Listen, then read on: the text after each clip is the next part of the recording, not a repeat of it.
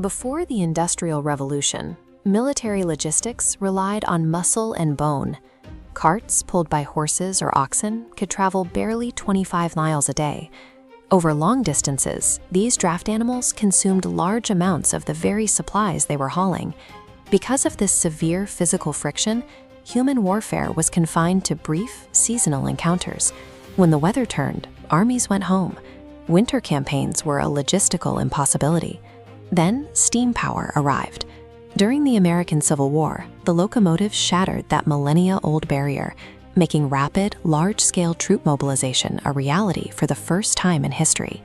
Generals could suddenly supply tens of thousands of troops in barren, hostile environments, entirely untethered from local foraging resources, regardless of the season. By World War I, the math of combat scaled up entirely. The static, grinding stalemate of the Western Front only existed because rail networks continuously delivered millions of men and endless tons of ammunition directly to the trenches. The locomotive physically expanded the boundaries of human conflict. Localized, seasonal skirmishes evolved into sprawling, mechanized wars of attrition. The tracks themselves became weapons. Imperial powers quickly realized that laying down these iron lines was the most efficient method for conquering terrain and subjugating indigenous populations. Look at the Arabian deserts before the 20th century. For generations, the indigenous Bedouin tribes sustained their economy by guiding Muslims safely through the harsh, arid landscape on their pilgrimage to Mecca. In 1900, the Ottoman Empire began constructing the Hijaz Railway directly along these ancient routes. With iron bridges spanning the valleys, they bypassed the punishing terrain entirely, cutting the grueling journey to Medina down to just 2 days. This industrial leap instantly erased the Bedouin transport economy. Nomadic guides and camel caravans were rendered useless, pushing the local population into extreme poverty. Turkish settlers then moved into the newly accessible agricultural hubs along the route. The resulting economic starvation fueled a deep resentment that eventually erupted into the Arab Revolt.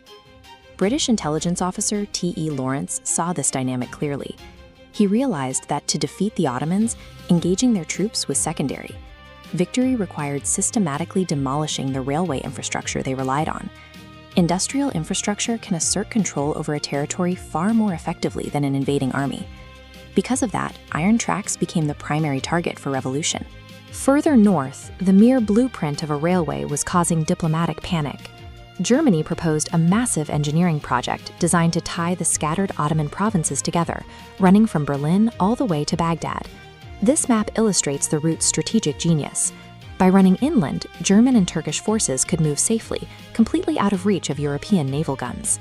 At the Persian Gulf terminus, a German railway directly threatened Britain's naval dominance and vital colonial lifeline to India.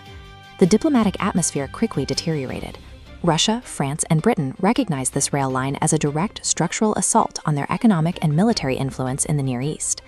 The fear of encirclement generated by this single engineering project drove these nations into a rigid system of secret alliances, locking in the opposing sides years before the fighting actually began.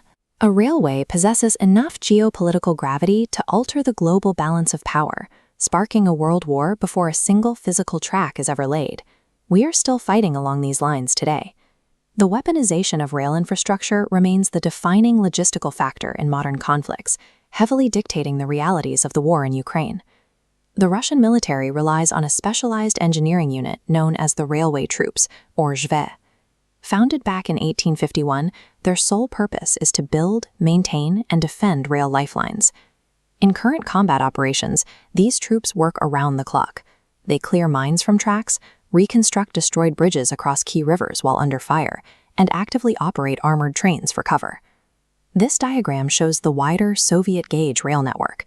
Because the Russian military relies almost entirely on this shared specific trackwork to mass forces, their troop movements are highly predictable and strictly tethered to fixed paths.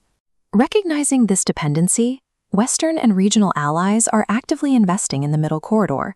It's a new multimodal trade route intentionally designed to move goods across Central Asia and the Caucasus, bypassing Russian territory completely. This highlights a critical vulnerability paradox. A nation's most vital, high-capacity logistical lifeline is simultaneously its most exposed and fragile target. Despite the modern advent of stealth bombers, drones, and cyber warfare, the grinding reality of attrition hasn't changed. Victory still heavily depends on who can build, defend, and destroy iron tracks.